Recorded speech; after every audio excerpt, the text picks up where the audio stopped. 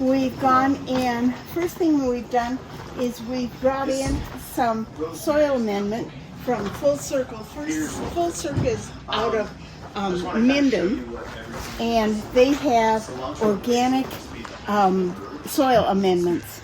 And so we've got a different variety here. Some is mulch, some are soil amendments, some are potting mixes so that you can go and make your own pots with it. We've got a variety of different plants here from vegetables. Look at these peppers. They're huge. But anyway, the bags of salad greens.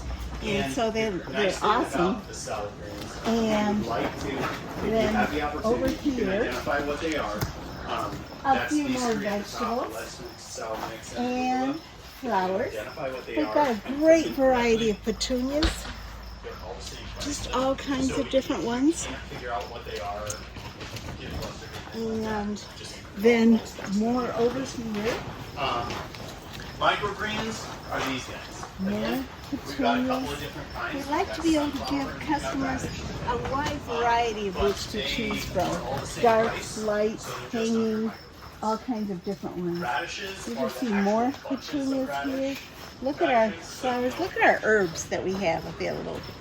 These herbs are huge, and they are producing right now.